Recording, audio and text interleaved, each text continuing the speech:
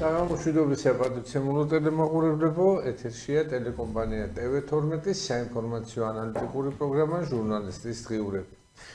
სათმელი და საფიქრად მართლაც ბევრი დაგვიგროვდა, ასე რომ განვაგრძობთ საუბრებს ჩემს კოლეგა დავით ჩხარტიშვილთან ერთად, პუბლიცისტი დავით ჩხარტიშვილი იქნება ისევ დღევანდელი გადაცემის სტუმარი. საგამოშვიდობის ბატონო დავით.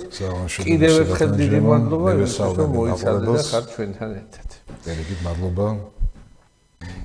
პირველ რიგში რეგიონის ახალი ხელმძღვანელი ყავს, ასრულდა ექსკლუზივი TV12-ის მიერ გავრცელებული, რომ ზურაბ პატარაძე დაინიშნებოდა აჭარის ავტონომიური რესპუბლიკის მთავრობის თავმჯდომარედ და მართლაც ამ დღეებში იგი უკვე დაამტკიცა უმაღლესმა საბჭომ და ბატონი ზურაბი მუშაობას შეუდგა. რით იქნება სასიკეთო და საერთოდ ბოლო დროს განხორციელებულმა საკადრო ცვლილებებმა დიდი მithქმა-მოთქმა გამოიწვია საქართველოში. რა ხდება, რასთან გვაქვს საქმე, რატომ ხდება ეს საკადრო გადაადგილები და რას უნდა ველოდეთ ზურაბ პატარაძის აჭარაში დაბრუნების შემდეგ. ძალიან რთულია თქვა, იმიტომ ჩვენ რასაც ვხედავთ, ფაქტიურად მხოლოდ აისბერგის წვერვალია და შიდა კულუარებში უშუალოდ ბატონ ბიძინასთან მოლაპარაკების შედეგად რა როგორ ალბათ კაცმა არ იცის პრინციპში. აი გარე გამოვლენებებით შეგვიძლია შევაფასო თუ რა კადრებზე აკეთებს აქცენტს ბოლო დროს, იმიტომ რომ უნდა ვთქვათ, რომ ის ოცნება, რომელიც იყო 12 წელს, ნამდვილად არ არის ეს ოცნება, რომელიც არის 26 წელს, არა?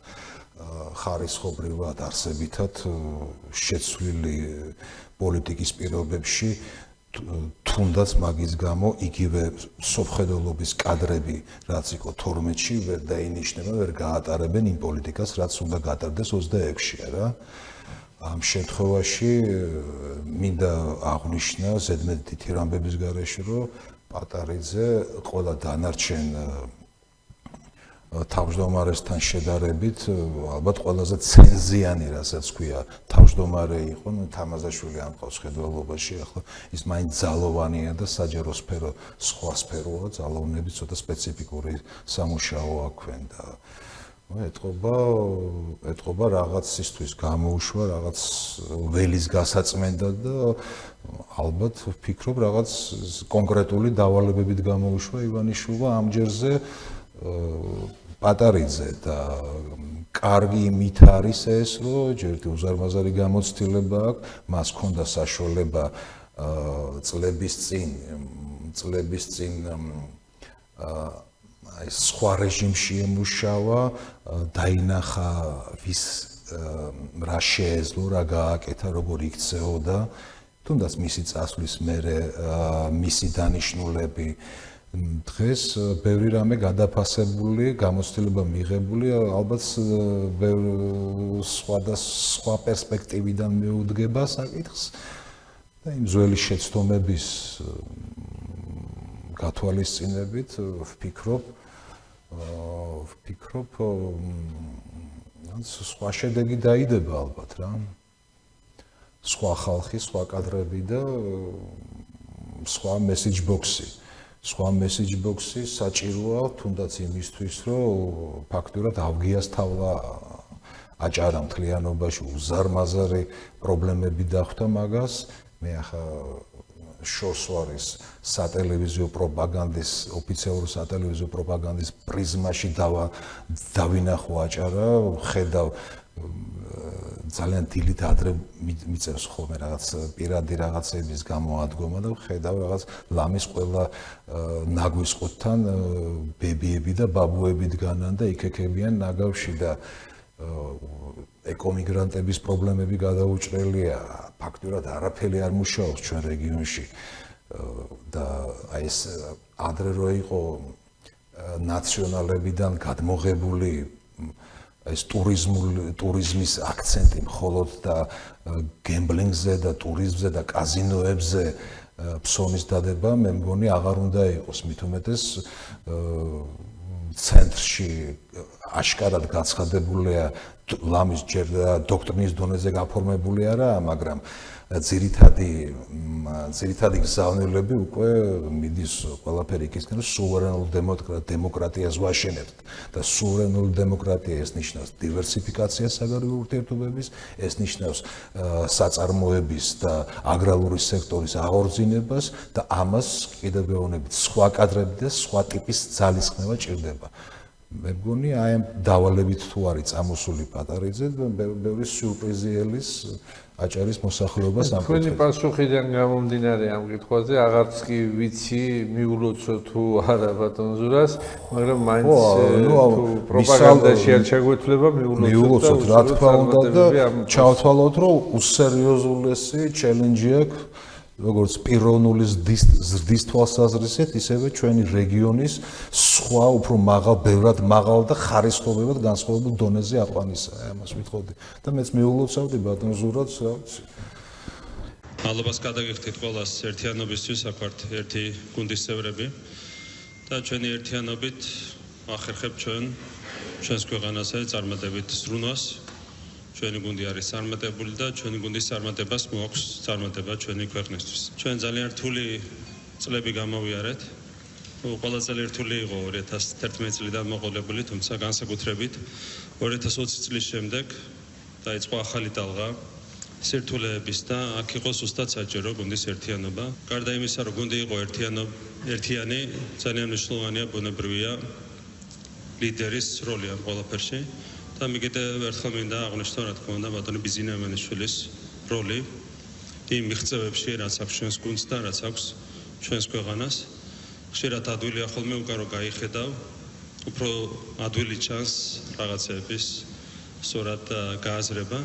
თუმცა ეს ის შემთხვევა, როდესაც იხედები ხოლმე უკან და უკან გახედვის დროსაც კი რთულია რაღაცების გააზრება, როგორ გეგმავდა ეს ადამიანი ყველაფერს, როგორ ხდებოდა თუ რა იყო ყველაზე უკეთესი ქვეყნისთვის, რა იყო ყველაზე უკეთესი გუნდისთვის და სწორედ მისი განსაკუთრებული გამორჩეული სიბრძნის წყალობით, განსაკუთრებული გათვლების წყალობით ჩვენ მოახერხეთ საბოლოო ჯამში წარმატების მიღწევა და ხედავთ რომ ძალიან ბევრი რამ ვითარდება, უამრავი პროექტი ხორციელდება აჭარაში და ეს მხოლოდ დასაწყისია, ძალიან დიდი გეგმებია, ძალიან მასშტაბური გეგმებია. და ამ ყველაფერში, რა თქმა უნდა, ბატონ სულხანს განსაკუთრებული წვლილი მიუძღვის, მადლობა მას, განვლილი 1 წლისთვის. ბატონ სურაბს წარდგენა არ ჭირდება, ეს იყო აჭარის ავტონომიური რესპუბლიკის მთავრობის თავმჯდომარე დიდი ხნის განმავლობაში და მისი თავმჯდომარეობის პერიოდში ძალიან ბევრი რამ გაკეთდა აჭარაში, ძალიან ბევრი მასშტაბური პროექტი განხორციელდა, ათომის სტადიონის პროექტის ჩათვლით, რომელიც არის ნამდვილი მარგალიტი იმ პროექტებს შორის, რომლებიც განხორციელდა და ბევრი სხვა უამრავი ინფრასტრუქტურული პროექტი, ძალიან ბევრი მნიშვნელოვანი წამოწყება იყო, ძალიან წარმატებული იყო მისი მოღვაწეობა აჭარის მთავრობის თავმჯდომარის პოსტზე და მასზე ღირსეული კანდიდატის დასახელება იყო შეუძლებელი. Basic-ით იწყება ჩემთვის უკვე საარჩევნო პერიოდი, ვინაიდან ხშირად ვიქნები თვითონ თქვენ მუნიციპალიტეტებში და რა თქმა უნდა, ერთად გავაკეთებთ იმ ნიშნულოვან საქმეს, რომელიც ჩვენმა სულხანმა თამბაზაშვილმა წამოიწყო, ბევრი პროექტები, ბევრი განვითარება, ხვალინდელი დღის წარმატება და ვფიქრობ, ერთად მივაღწევთ ძალიან ბევრ გამარჯვებებს. ეს არის ძალიან გამოცდილი ადამიანი, მას აქვს ძალიან საინტერესო და მნიშვნელოვანი პრაქტიკა, გავლილი დაგროვებული, როგორც დიპლომატიურ მისიებში, ასევე მის რეგიონში მოგეხსენება თავმჯდომარე იყო მრავალი წლის განმავლობაში. ეს ყველაფერი, რა თქმა უნდა, მას გამოადგება ისევ ჩვენი რეგიონის განვითარების საქმეში. რა თქმა უნდა, მას ექნება ჩემი სრული მხარდაჭერა, უკვე როგორც შინაგან საქმეთა მინისტრის პოზიციის. აი, საკადრო პოლიტიკაზე დავსვი კითხვა. შიდა საკადრო პოლიტიკაზე ხომ არ ხსმენია რამე, ან ხომ არ გაქვს რაიმე თვალსაზრისი, შეიძლება თუ არა ბატონი პატარაძის დანიშვნას მოყვეს, თქვათ, ცვლილებები ადგილზე. და უფრო მეტიც მე დღეს დამიკავშირდა ჩვენი წყარო, ზუსტად ჯერ დეტალებს არ გავაჟღერებ, მაგრამ ვიტყვი რომ ძალიან ბევრი მაღალი თანამდებობის პირმა შეიძლება გააკეთოს სამ დღეებში განცხადება გადადგომასთან დაკავშირებით. ეს მოსალოდნელი ახლა ამაზე ვილაპარაკეთ ზუსტად რომ თუ ის ასე ვთქვათ, ინერციით არა მოსული და ძველი მესიჯ ბოქსების უბრალოდ გამჟღერებელი არ იქნება და ივანიშვილმა პირადად დაავალა ის რაც ჟღერდება თუნდაც ცენტრალურ ხელისუფლებაში, ხო? ანუ იგივე ქმედებებით, რაც წლების წინ იყო, იგივე კადრებით ეს უბრალოდ ფიზიკურად ვერ გაკეთდება. ამისთვის სხვა ტიპაჟებია საჭირო უბრალოდ. ალბათ მენტალურადაც, მორალურადაც და ყველანაირად მორალურად, აი მორალური სიცხადე ყველაფერში უნდა იყოს. როდესაც თუნდაც რაღაც ალტერნატიული პარადიგმა სთავაზობ იმ ძველის, რაც წლები 30 წელი ფაქტურად ცხოვრობდა, აი სულ ახლახანს გაიხსნა ეს ახალი ჯერჯერობით მონახაზი, მაგრამ უკვე აშკარაა, რომ ეს კარდინალურად სხვა პარადიგმა არის, რაც წლების წინ ხორციელდებოდა საქართველოში, ხო? აი, პოლიტიკურ წრეებში უკვე სერიოზულად მიმდინარეობს საუბარი ვადამდელ არჩევნებზე.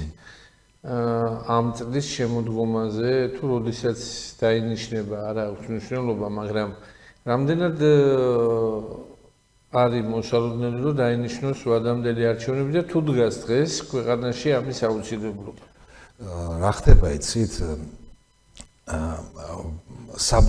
საერთო ჯამში ვერც ერთი ფლანგი პოლიტიკური ისტებლიშმენტისა საქართველოში ამჯერად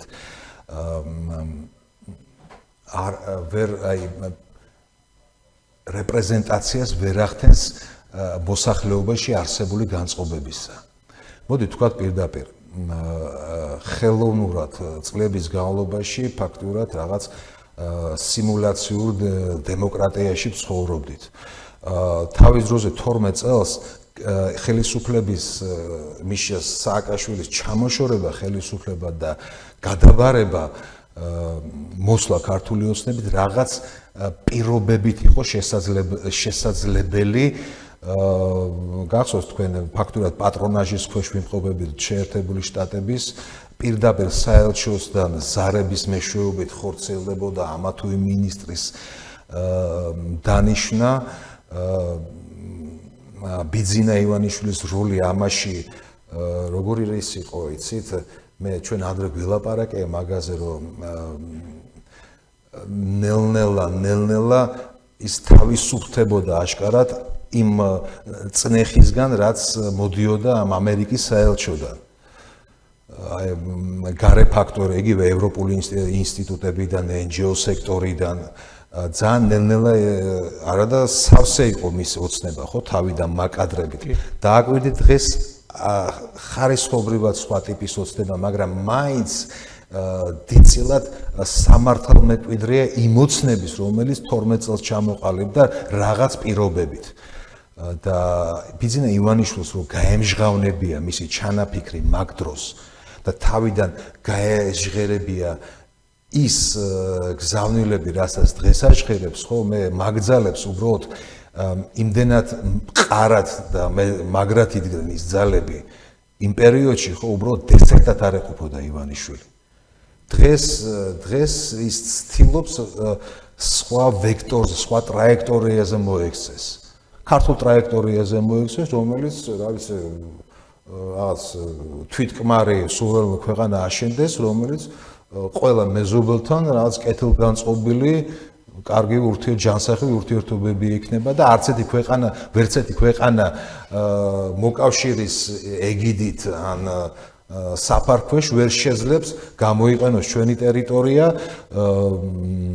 სხვა ქვეყნის წინააღმდეგ. ალბათ მე ასე ვხედავ აი ამ გზას, ჯერჯერობის ბილიქს, ამ მიზნამდე მიმავალ ბილიქს, მაგრამ იმედია, რომ ეს გაფართოვდება გზა და ამისთვის, რომ ეს საბოლოოდ ჩამოყალიბდეს, ეს ალბათ არჩევნების საჭირო, კონსტიტუციური უმრავლესობა ოცნებას არ აქვს და კონსტიტუციური უმრავლესობა საჭიროა აი სისტემური ტრანსფორმაციისთვის ქვეყნის რომ მოხერხდეს რაც ალბათ ბიზნესი იმაში ჩაფიქრებული აქვს და ეს მარტო არ შეიმოიფრაღლოს ამ კოსმეტიკური ცვლილებებით. კოსმეტიკური ცვლილებებით შეიძლება რაღაც ნაწილი ელექტორატის რაღაც დააკმაყოფილო ასე ამონებას გრძელვადიან პერსპექტივაში ეს პრობლემების მეტი არაფრის მომტანიარა საბოლოო ჯამში და იქ არის ხმაურიანი ოპოზიცია რომელიც ძველი კონცეპტებით საზრდოობს კიდევ და ვერ ხდებიან ან არ უნდა დაინახონ რომ აი კარდინალურად შეცვლილია სამყაროში წესრიგი, უბრალოდ დამყარებულია უწესრიგობა და ეს ცვლილებები საჭიროა ძალიან ხმაურობენ, ბევრი მეინსტრიმული ტელევიზია აქვენ, რაღაცე იარლიყების მიწებებით არიან დაკავებული, მაგრამ შევახსენებ ბატონ ბიძინას თუნდაც 68 წლის პარიზის ამბებს, როდესაც დეგოლი შეეწინააღმდეგა და ასევე ცდილობდა ასე ვთქვათ სუვერენიზაცია მოეხდინა საფრანგეთის, იქ აუჯანყდა მთელი ეს მემარცხენე ლიბერალური ტუსოვკა, ასე ვთქვათ, იქ წამყვანი მეცნიერების, ფილოსოფოსების საათი კამი მაგათ წინა ფლანგზე იყო ბარიკადებზე და ისეთი შტაბ-ეჭილება ჩნდებოდა, რომ ეს საფრანგეთის უმრავლესობაა, რა. მაგრამ დეგოლს გადადგომაც მოუწია, მაგრამ იქ პომპიდუ მიყარა, ივარგა და მოუწოდა მდუმარე უმრავლესობას ეგრეთ წოდებულს დაუღეჭა გამოვიდა რომ ასეთი საფრთხეების წინაშეა საფრანგეთი და იმარჯვებ და უნდა დავანახოთ ყველას რომ ეს ხალხი არ არიან უმრავლესობა ჩანან რომ უმრავლესობა არიან იმიტომ ბევრს ხმაურობენ და მეინსტრიმული მედია მაგათ ხელშია შეერთებული შტატებიც მაგათ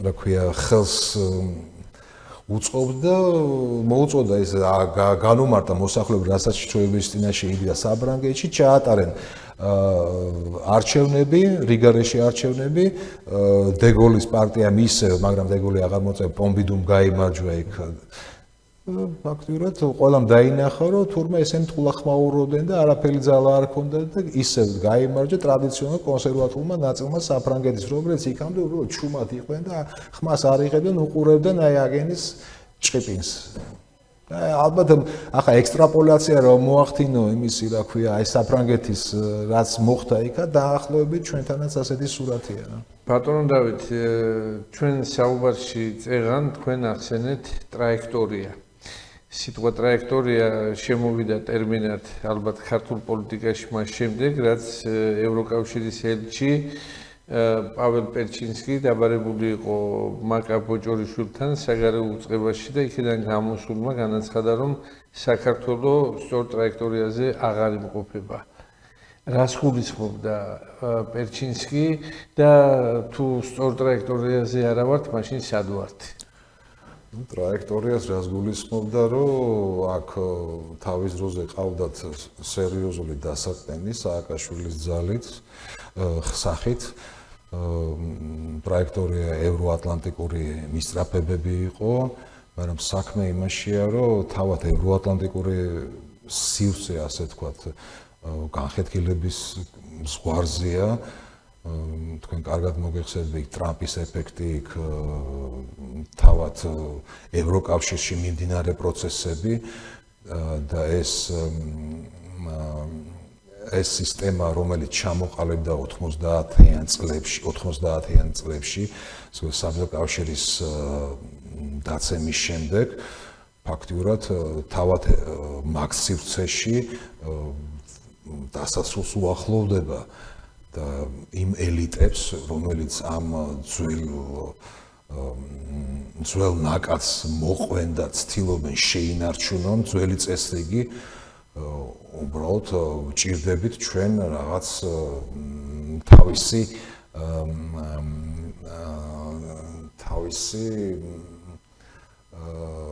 მისწრაფებების რაღაც ინსტრუმენტებად ვჭირდებით საცივილიზაციო დაპირისპირებაში რუსთან, ჩინეთთან, ან იგივე თურქეთთან, მაგრამ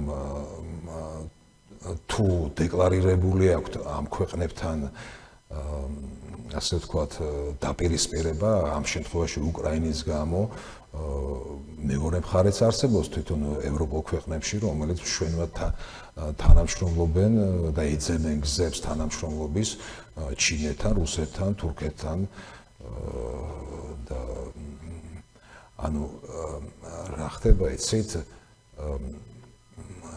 ძველი კონცეფცია ასე ვთქვათ ძველი კონცეფცია დასრულდა მაგრამ ახალი კონცეფცია ჯერჯერობით არაა შემუშავებული და აი კონვენციის დონეზე აყვანილი ამ მთავარი მოთამაშეებში და ეს იწვევს ამ გაუგებრობებს ჩვენ ამ შემთხვევაში ჩვენი პოზიცია რა ჩვენ უბრალოდ ფაქტურად განვერიდეთ ამ ხელახალ დიდ გადანაწილებას რაც მიმდინარეობს სოფლიოში და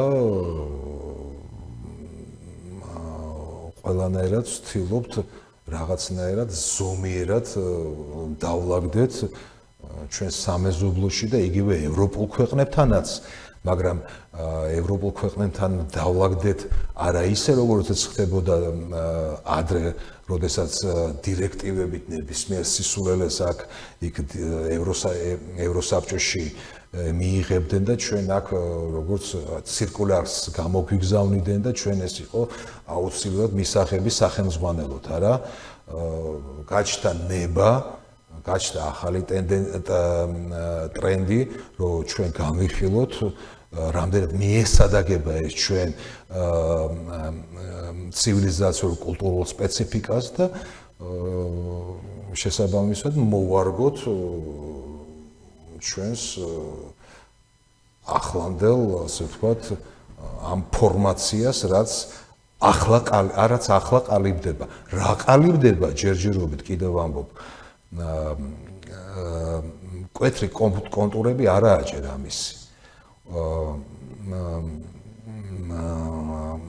შეიძლება ამოიკითხო ივანიშვილის უახლოესი წრიდან იგივე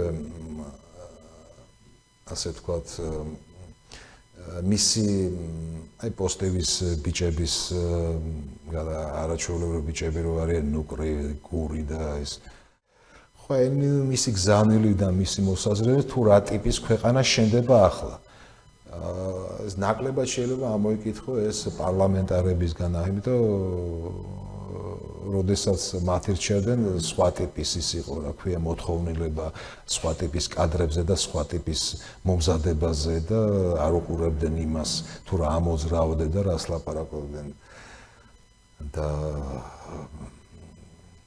მოკლედ ტრაექტორია ჯერჯერობით ყალიბდება, ჯერჯერობით არ გვაქვს ასე ვთქვათ რა. ხო და ჯერჯერობით ძიებაში ვართ. ხო და ალბათ ჩამოყალიბდება საბოლოო ფორმით მაშინ, როდესაც ჩამოყალიბდება სოფლიოში ამ დიდი მოთამაშეებში და როგორც ჩამოყალიბდა თავის დროს 47 წელს სტალინის, რუზველტის და ჩერჩილის შეხვედრის შემდეგ პოცდამი ალტის წესრიგი საერთაშორისო, რომელმაც გაძლო იქ 50 წელი და საბჭოთა კავშირის მერე კი ეგონა ზოგიერთებს რომ დასრულდა ისტორია და ახალი წესრიგია და ანუ